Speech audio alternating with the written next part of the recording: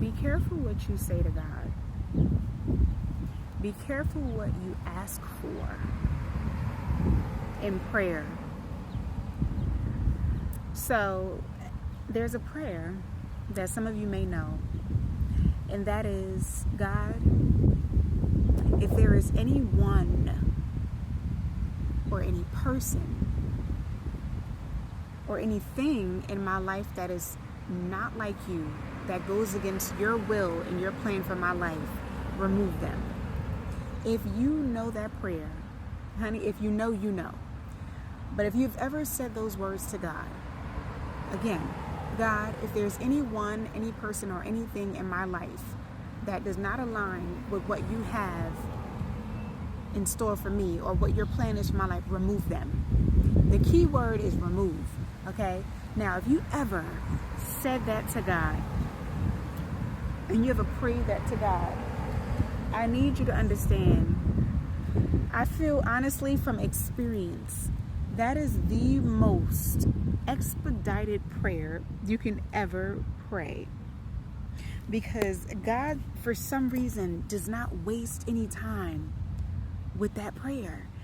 He will have whoever it is uprooted, kicked out, dismissed, ghosted out of your life within the same day. Do you hear me when I tell you? I'm going to give you a little story time. I was dating someone who went on like maybe 2 or 3 dates. And for me, I like complete clarity. I like communication, and I like to make sure that I keep God at the forefront of it for myself. So I will pray about that situation. I'll pray about that interaction, that encounter. I'll pray about my connection with that person in private. So when I get home, or even when I'm sitting across from them, like in my mind, I'm praying. And I'm like, God, reveal to me everything I need to see or hear about this person so that I can make the right decision. Like, give me a spirit of discernment. And when I tell you, with this person in particular, God moved in such a way where there was instances where that person had ghosted me. There were instances where that person would pick an argument for no reason, like no reason at all. We would have a great day, and then boom, there's an argument for whatever reason, right? God was stirring up my spirit. God will make you uncomfortable so that you can get a clear indication of what you need to do about that situation or about that person. And now, mind you, there are times where God will go ahead and take the initiative and remove that person for you. So like, let's say that person ghosts you, then boom, okay, God took care of it. Now you just got to take care of you and mend your heart and do the necessary, work on yourself, being introspective. Okay, what did I learn from this situation? And then there are times, honey, where God will expect you to finish the job. So he'll show you all the signs of the inconsistencies of that person or that thing or whatever it is that needs to be removed out of your life. And God will make sure that you already have the tools within to go ahead and make that necessary adjustment. So he's basically telling you, you have to go ahead and cut that person off now. You've seen the inconsistencies. You've seen that person is disrespectful. You've seen that person is not for you. You've seen y'all spiritually not aligned. He's Muslim, you're Christian. He's an atheist, you're a Christian. Whatever the case may be. Like, you've seen some serious deal breakers. And God will literally say, okay, now your turn. God will literally say, your turn.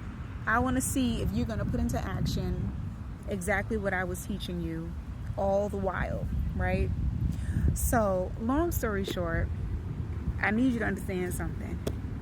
Be very careful with what you say to God, because what's going to happen is he will also test you later.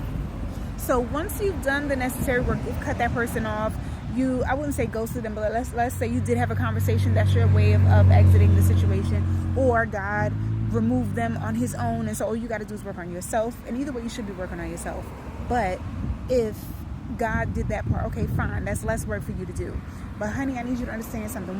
Once you have done your job, God remove them. You're working on yourself. Let's say you cut them off. You're working on yourself. You're no contact whatsoever with that person. Please understand, God is going to send them back.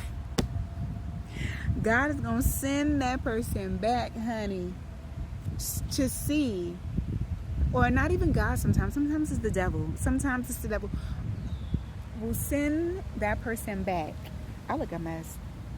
Will send that person back to see if you've learned your lesson, to see if you have developed the tenacity, to see if you've developed the willpower, the discipline, the determination to continue to leave them out of your life because you know that they weren't beneficial for you.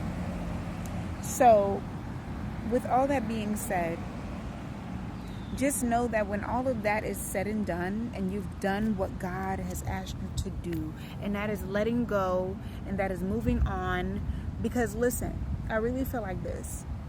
If God can move that quickly with getting people out of your life that is not for you and that is not in alignment with what his plan is for your life, then why on earth would I want to hold on to something or someone that God does not want for me?